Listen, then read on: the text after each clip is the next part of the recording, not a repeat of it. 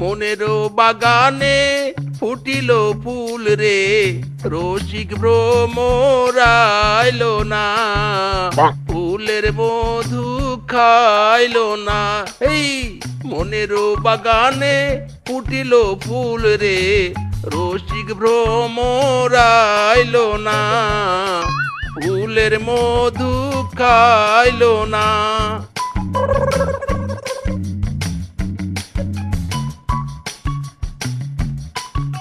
কিরে মিচকে, তুই এখানে ফসল নিয়ে পড়ে আছিস, ওদিকে যে আমার সর্বনাশ হয়ে গেল। ইরি মাইরি, আবার কি সর্বনাশ হলো বলো তো? বয়সে তো বুড়ো, সর্বনাশ হওয়ার মতো তো তেমন কিছু দেখছি না। বলি, এই বুড়ো বয়সে কি তোমার উপর কোনো মেয়ের নজর পড়েছে নাকি? চুপ কর হারামজাদা, বুড়ো বয়সে নিজের শরীর নিয়ে পারি না, আর তুই কি নাকি বলছিস? ওরে হারামজাদা রে, আমার যে ডায়াবেটিস হওয়ার দ্বার প্রান্তে। ইদি মাইরি, বলে কি? সামান্য ডায়াবেটিসের কথা শুনে তুমি এভাবে লাফাচ্ছ কেন? আর তোমাকে কে বলেছে তোমার ডায়াবেটিস হয়েছে? তুমি আবার ডাক্তারের কাছে গেলে কখন? আর ডায়াবেটিস পরীক্ষা করলে কোথায়? এ তো অনেক বড় ইতিহাস।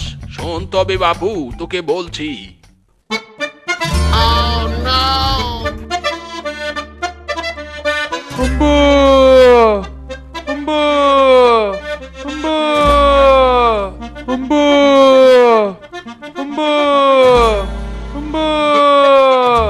আরে আরে, কি হয়েছে বাবু?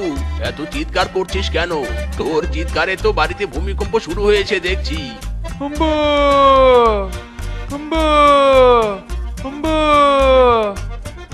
ও আচ্ছা, এই ব্যাপার। তবে খড় নেই বলে তুই বাড়ি মাথায় তুলে ফেলবি? দাঁড়া, এক্ষুনি খড় এনে দিচ্ছি তোকে।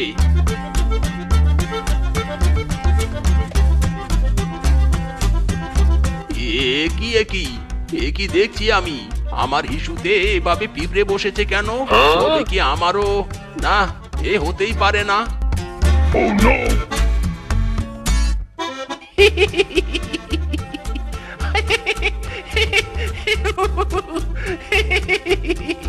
সে কি কাণ্ড মিসকে, আমার ডায়াবেটিসের মতো এত বড় একটা মরণ ব্যাধি হয়েছে, আর তুই কি না হাসছিস? শুধু হাসি তো নয়, একেবারে হাসতে হাসতে গড়াগড়ি করছিস। আরে তুই কি চাস আমি মরে যাই? মায়েরি, মরে যাবে কেন তুমি? মরে যাওয়ার মতো তো কিছুই হয়নি। ওরে হারামজাদা, আমি নিজ চোখে দেখেছি আমার ইস্যুতে পিঁপড়ে আক্রমণ করেছে, আমার ডায়াবেটিসের মতো মরণ ব্যাধি হয়েছে, আর তুই কিনা এখানে দাঁত গেলাচ্ছিস, তাও আবার মাটিতে গড়াগড়ি করে। তবে রে হারামজাদা।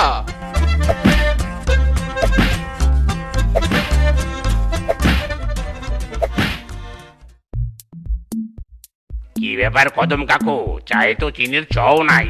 বলি, তুমি কি দোকানদারি করছো নাকি চায়ের বদলে গরম জল দিচ্ছ সবাইকে?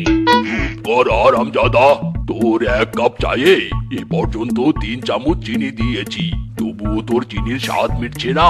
তোকে আর আমার দোকানে চা খেতেও হবে না, বিলও দিতে হবে না। তোর কাছে 5 টাকার চা বিক্রি করে 15 টাকার চিনি খরচ করতে পারবো না বাবু। যা যা, দূর হতো, তোর মতো কাস্টমার আমার লাগবে না। কি রে কদম, এভাবে কাস্টমারকে তাড়িয়ে দিচ্ছিস কেন? তোর ব্যবসায় তো লাল বাতি জ্বলবে রে। ও কথা বলো না দাদা, জংলুর মতো কাস্টমার থাকলে এমনিতেও আমার ব্যবসায় লাল বাতি জ্বলবে। এক কাপ চায়ে এ পর্যন্ত 3 চামচ খেয়েছে চিনি। আরে ও কদম, রাগ করিস না, কাস্টমার হলো লক্ষ্মী, এভাবে লাথি মেরে তাড়াস না। দরকার পড়লে আমার জন্য বানানো চায়ে চিনি না দিয়ে জংলুর চায়ে সেই চিনি দে, তবুও কাস্টমার তাড়াস না। কাস্টমার লক্ষ্মী রে, লক্ষ্মী।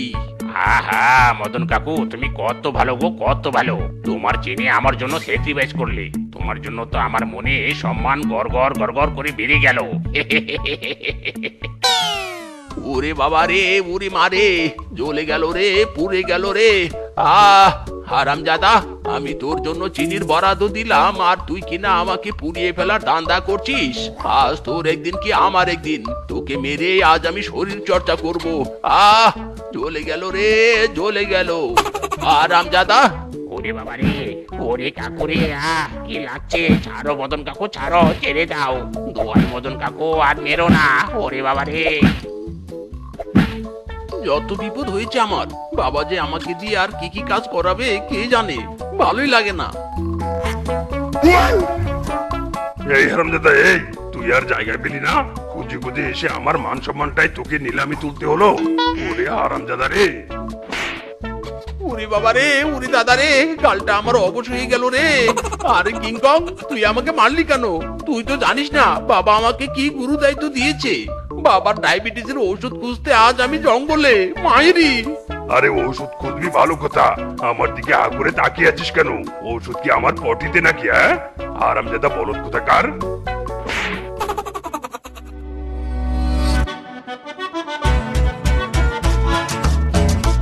আরে বাস, এ তো দেখছি কানিমে সিনেমা, তাও আবার দেশে সিনেমা নয়, ডাইরেক্ট ভোজপুরি সিনেমা।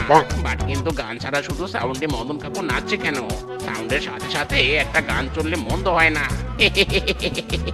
হে কাঁচা বানি, কাঁচা বানি, হে কাঁচা বানি, কাঁচা বানি, लार बन्ना चटनी कैचा बानी, हे लार बन्ना चटनी कैचा बानी।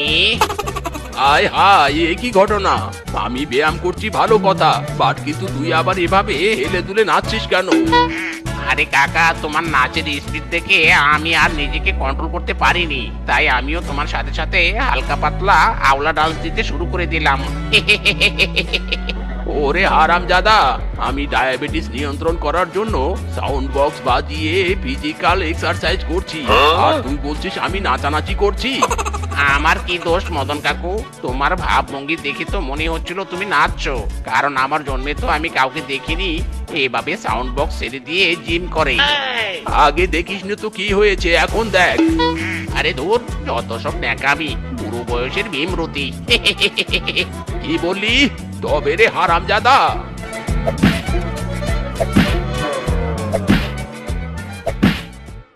এই মোরব্বা নিয়ে যাও, মোরব্বা, মোরব্বা নিয়ে যাও, বাহারি রকমের মোরব্বা, পেঁপে লাউ কুমড়া সবকিছুর আছে মোরব্বা, মোরব্বা নিয়ে যাও গো মোরব্বা। কি রে ফিসকে, আগে তো জিলাপি বিক্রি করতি, আজকাল আবার মোরব্বা বিক্রি করছিস নাকি? আমি জিলাপি বিক্রি করি আর মোরব্বা বিক্রি করি, তাতে তোমার কি?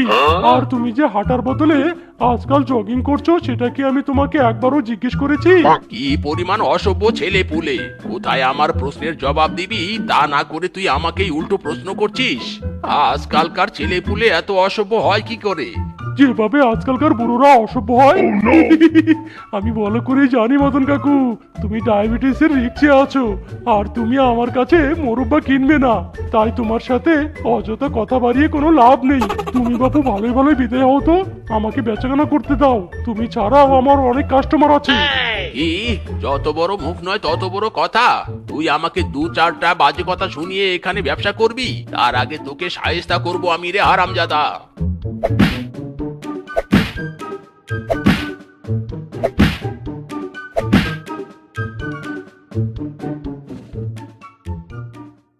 বাবা, তুমি যা যা বলেছো সব নিয়ে এসেছি। এই হলো তোমার থানকুনি, এই হলো হরিতুকি, তেলকুচো, নিম, সবকিছুই আছে। এসব যদি তুমি বেটে খেতে পারো, তাও আবার নিয়ম করে দুবেলা, তাহলে কিন্তু তোমার ডায়াবেটিস আর ভুলেও কাছে আসতে পারবে না। আরামজাদা, আমি আছি পেঁপের মোরব্বা নিয়ে, আর তুই আছিস ঝড়িবটি নিয়ে। ওই বেটা 2 টাকার মোরব্বাওয়ালা আমাকে নিয়ে মজা করে, যে করে হোক আমার মোরব্বা চাই চাই। মোরব্বা খাবে ভালো কথা, তাই বলে আমার গালে মারবে? আমার গালটা কি সরকারি হয়ে গেছে নাকি বলতো? ওরে বদমাইশ, তুই গালের চিন্তা করছিস? এক্ষুনি পেঁপের মোরব্বার ব্যবস্থা না করলে শুধু গাল নয়, তোর দেহটাই থাকবে না।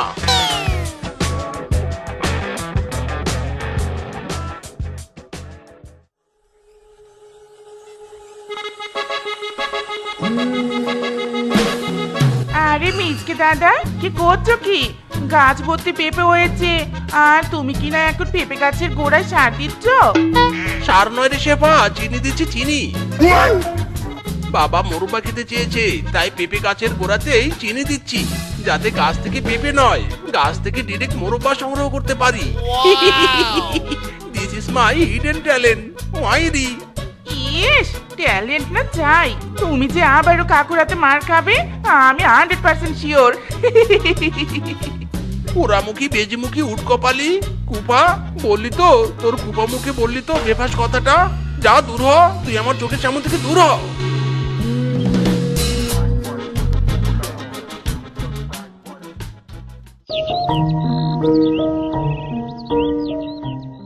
হায় হায়, এ কি কাণ্ড হয়েছে! আমার জমির সব পেঁপে গাছ তো দেখি মরে ঝলসে আছে।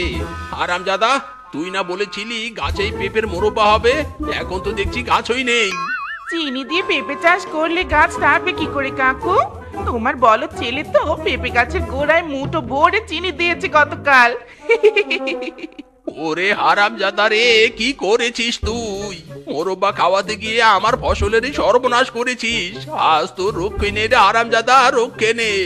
ওরে বাবা রে, ওরে মারে গেলুম রে। ও বাবা, ছেড়ে দাও।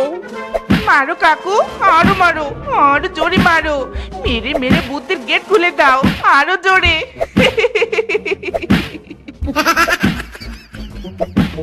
বাবা গো, আজকাল তো এই স্বামী কোনো কথাই শুনছে নে। আমার হাতের কোনো কাজে সাহায্যই করছে নে। একা একা এত কাজ করা যায় নাকি? বাবা গো বাবা, হাত একেবারে ব্যথা হয়ে গেল। আহ সাথী তুমি আমার জীবনে, সাথী তুমি আমার মরণে। এই সাথী তুমি আমার জীবনে, সাথী তুমি আমার মরণে। দেখেছো কাণ্ড, দেখেছো? আমি ওদিকে কাজ করে হুঁশ পাচ্ছি নে, আর এদিকে মিনছে পুকুর ঘাটে বসে গান গাইছে। তা বলি, তোমার কি মাথায় কৃমি আছে নাকি? হ্যাঁ, ইরি মাইরি, বউ তুমি আমাকে একই কথা শোনাচ্ছ? কৃমি আবার মাথায় থাকে নাকি? কৃমি তো হয় পেটে। তবে সত্যি কথা জানো কি বউ, আমার পেটে হয়তো সত্যি সত্যি কৃমি হয়েছে। আজকাল পেটের মধ্যে কি যেন গড়গড় করে ঘুরে বেড়াচ্ছে। মাইরি, মরণ! সত্যি কপাল খারাপ আমার। কিসের সাথে কি পান্তাবাতে ঘি। তা বলি, কাজকর্ম ফেলে রেখে ভর দুপুরে এখানে এসে বসে আছো কেন? হ্যাঁ, তুমি যদি এখানে বসে থাকো তবে পাড়ার মেয়ে বউরা গোসল করতে আসবে কি করে? বলো কি? কনের মেয়ে বউরা গোসল করতে আসবে বলে কি আমি পুকুর ঘাটে বসে হাওয়া খেতে পারবো না? শোনো, যার ইচ্ছে হবে সে এসে গোসল করে যাবে। আমি বাবু এখান থেকে এক চুলো নড়তে পারবো না। কি মুশকিল রে বাবা! আমি বলছি মেয়ে বউরা গোসল করতে আসবে, আর তুমি কিনা এখানে কুটি গেড়ে বসলে। তা বলি, তোমার শরীরের কোন রকটা বাঁকা বলো তো? আমি বলি একটা আর তুমি শোনো আরেকটা। বলছি এভাবে তেরামি না করে চলো চলো, এখান থেকে চলো। ইদি মাইরি, বলেছি না আমি এখানে বসে হাওয়া খাবো। তুমি আমাকে এখান থেকে এক চুলো নড়াতে পারবে না। This is my promise. কি কি বললি তুই মিচকে? খুব বেশি ঘাট তারা হয়ে গেছিস তুই, তাই নে? তুই পুকুর ঘাটে বসে থাকবি আর আমরা তোর সামনে গোসল করব? আজ তোকে দেখাবো মজা হারামজাদা, আজ তোকে দেখাবো মজা।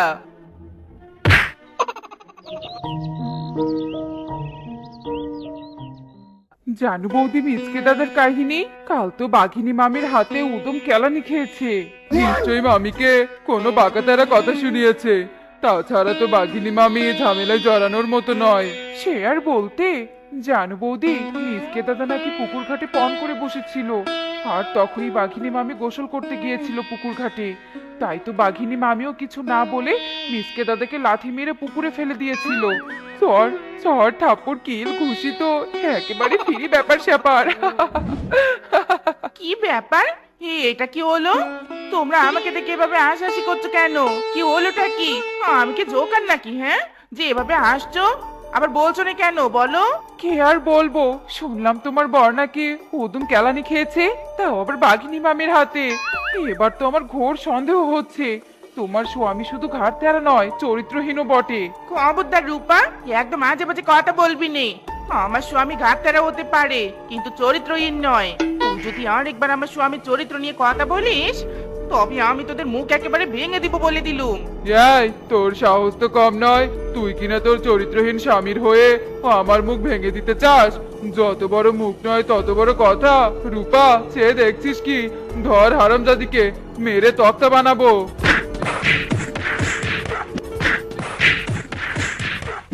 ছাড় হারামজাদা, ছাড় বলছি। আমার ছাগলের রশি ছাড় বলছি। ছাড় ছাড়। কিছুতেই ছাড়বো না। আমি একবার যখন এই ছাগলের রশি ধরেছি তবে এই ছাগল আমার। মায়েরি, কি কি বললি তুই? তুই কি মগের মুল্লুক পেয়েছিস নাকি? আমার ছাগলকে তুই জোর করে দখল করতে পারিস না। ইরি মায়েরি, তুই তোর ছাগল দিয়ে ইচ্ছে করে আমার ফসল নষ্ট করতে পারিস আর আমি তোর ছাগল দখল করতে পারবো না? কি ভেবেছিস তুই আমার পরিশ্রম করে চাষ করা ফসল তোর ছাগল নষ্ট করবে আর আমি হাত পা গুটিয়ে বসে থাকবো? মায়েরি, কখনোই না। বসে থাকতে না চাইলে শুয়ে থাকতে পারিস, তবুও তুই আমার ছাগল দখল করতে পারবি না। ঘুষি মেরে তোর নাকের বদনা ফাটিয়ে দিব আমি। ইরি মায়েরি, যত বড় মুখ নয় তত বড় কথা। তুই আমাকে ঘুষি মারবি আর আমি কি তোর উপর ফুলচন্দন ছিটাবো? আরামজাদা, এবার তোকে দেখাবো মজা।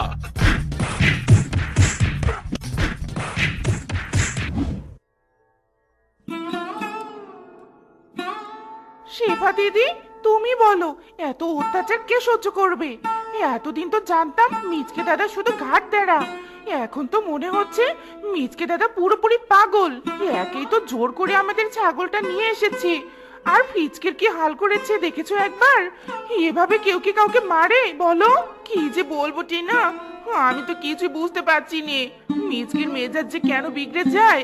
তোমাকে এত কিছু বুঝতে হবে না শেফা দিদি, তুমি আগে আমার ছাগল ফেরত দাও, আর তোমার স্বামী আমাকে মেরে যে ডাক্তারের কাছে পাঠালো তার জরিমানা দাও। ফিজকে একদম ঠিক কথাই বলেছে, এখনো সময় আছে। ভালোই ভালোই ক্ষতিপূরণ সহ আমাদের ছাগলটা দিয়ে দাও, নয়তো আমি কিন্তু মোড়লের কাছে যাব। ওরে হারামজাদি, তোর তো সাহস কম নয়। তোর স্বামীকে উদুম কেলানি দিয়েছি, তবুও তোর মনে সামান্য ভয়টুকু জন্মেনি। এখন আবার বাড়ি বয়ে এসে আমার বউকে হুমকি দিচ্ছিস। শুধু তোর স্বামীকে নয়, তোকেও এমন কেলানি দিব যে রাস্তা চোখে দেখবি না। মায়েরি, ওরে বাবা রে, মিজকে বেটা কেঁপেছে রে, বাঁচতে হলে পালাতে হবে, পালাও। কিরে পালাচ্ছিস কেন? দাঁড়া বলছি দাঁড়া। এ চাল চামড়া তুলে কুকুরকে খাওয়াবো। দাঁড়া বলছি দাঁড়া, হারামির দল।